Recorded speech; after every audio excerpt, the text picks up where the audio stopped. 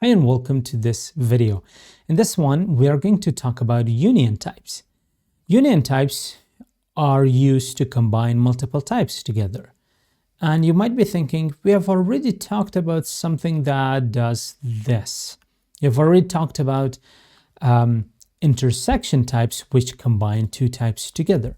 Now, union types do almost the same thing, I would say, but it's actually different. So union types, you can think of them as the JavaScript OR operator. Remember what was the syntax for the JavaScript OR operator? It was a couple of pipe characters. It's on my keyboard, it's on top of the enter key, and I have to hold shift to be able to access that. It's like one straight line. So this is the back shift. This is the forward shift. This is the backslash, forward slash, and this is the pipe character. So now you can really see what the difference between these are. Cool. Now, a single pipe character is the union type. Now, we're going to just dive right in and we're going to see what the difference is. I'm going to create a variable that is going to be called app status. And it could be a number of type number, or it could be of type Boolean.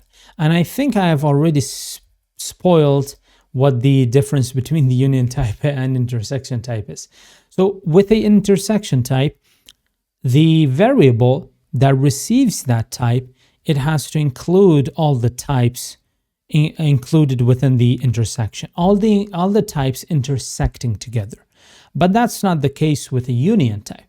As long as one type is met or one type is satisfied with a value, the other type could be included or it could not be included. It doesn't really matter. So when we say an app status variable, it has to include number or Boolean. It means we could say it is true, or we could say it's like 1. Both is going to work. But if this were an intersection type, it had to be a number and a Boolean at the same time, which is impossible, right? Yeah. So that's why we use an union type here. Let's take a look at more examples. Now, if I set it to true, it means that there is a little bit of wiggle room here as well. So later on, what I can do is I can grab this app status and I can set it to 500, which is a number. So this is going to work as well. But if I wanted to grab that and if I wanted to set it to a string, that wouldn't work because a string is not within this union type. If I add the string here, then that would work as well, but I don't want to, right? So this is going to throw a type error. Let's comment this one out. I'm going to give you several examples in this lesson just to make sure you really understand the difference between union types and intersection types. All right. In the next example, I would like to take a look at arrays. I'm going to say let app res1 app response. I'm just abbreviating it. Let's say we want to create an array. You might have had this question when we talked about arrays, that how can you create a mixed data type, a mixed data array? For example, you could have like a failed string here as well as a 400 status code. So this array includes a string as well as a number. Now that is where union types come to our rescue. I'm going to say I want this array to include a string or a number. As long as it includes one of these two, there is not going to be any type error.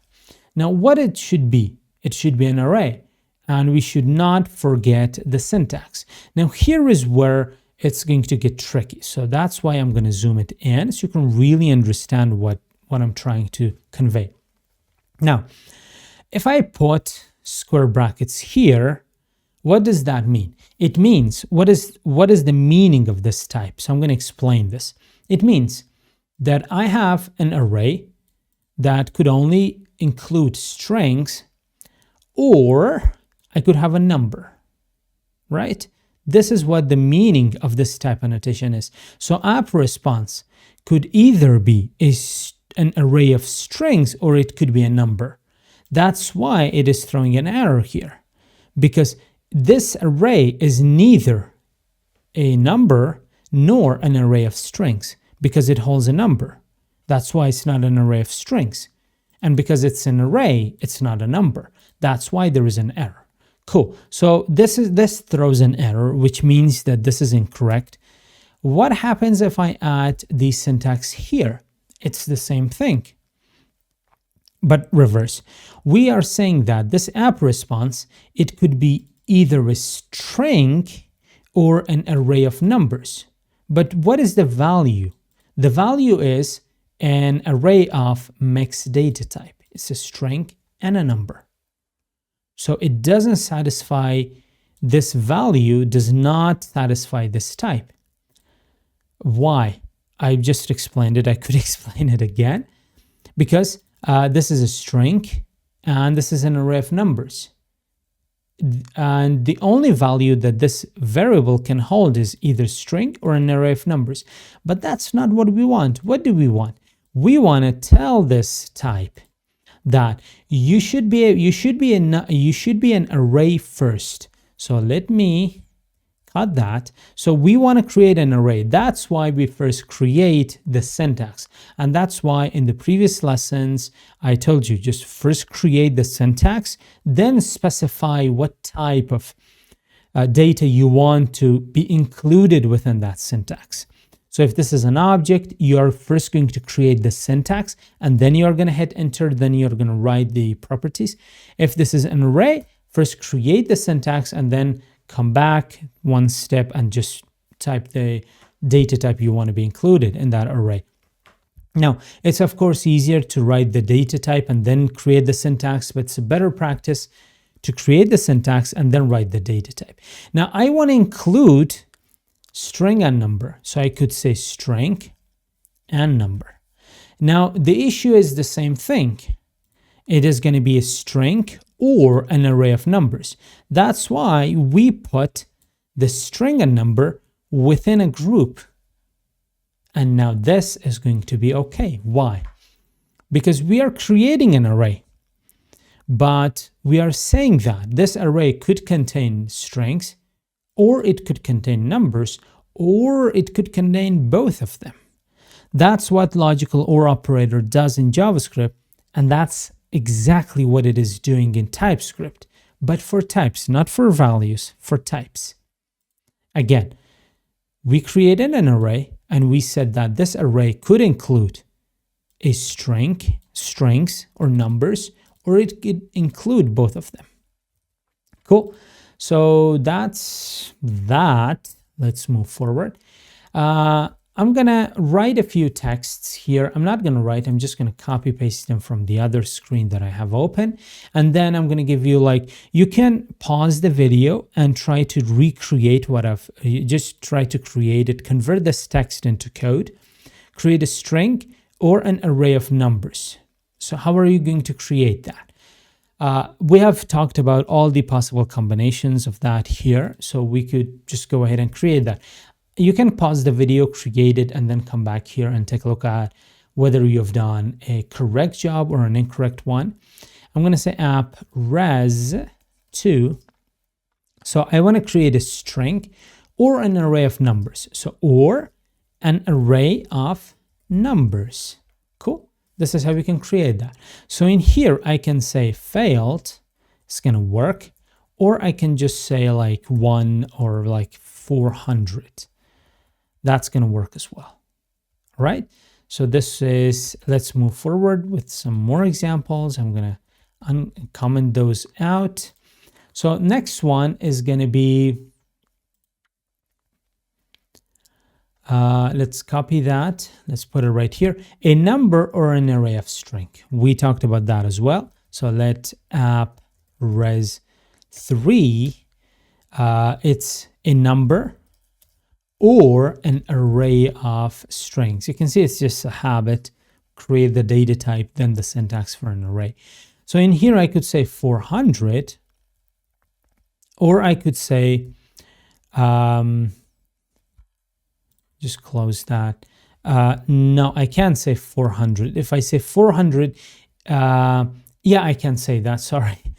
A number or an array of strings, yeah, I can say 400, or I can say like an array of strings. And say failed. Cool. Let's move forward. Try to create this one, an array of strings or an array of numbers. This is going to be fun, right? An array of strings or an array of numbers. Just try to take it step by step. So I'm going to go ahead and attempt this app res 4.